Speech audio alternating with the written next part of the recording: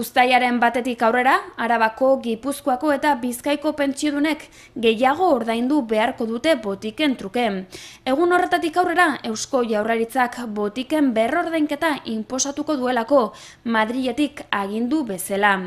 Euskal Herriko pentsiodunen plataformak gogor salatu du neurria. Adierazi duen bezala, ekonomikoki eraso larria da.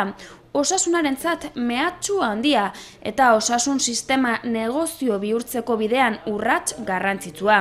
Horregatik hain zuzen ere Eusko Jaurlaritzari, Madrilera begiratzeari utzi eta Euskal Herriarentzat onuragarria izango den sistema eraikitzea eskatu dio.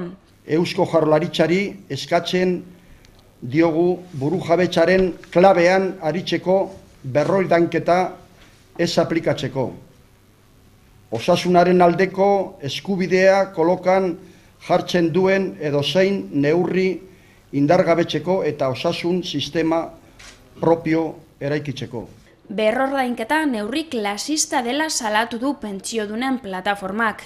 Gehiengoaren osasuna okertzen duena eta diru aurrestea ekarriko ez duena. Izan ere, berrordainketa ezarri duten beste herrialde batzuetako esperientziek horixe erakusten dute.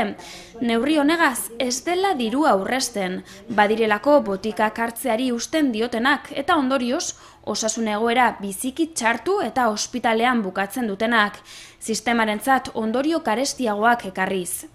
Berrordainketaren ondorio negatiboak ezagutzen baditu ere, Eusko Jaurlaritzak hau inposatu izana ezin duela ulertu adierazi du plataformak. Eta Jaurlaritzak neurriak pentsiodunengan izango duen eraginari garrantzia kentzen saiatu dela salatu dute. Ekonomikoki gogoratu beharra dago, pentsiodunek 5%.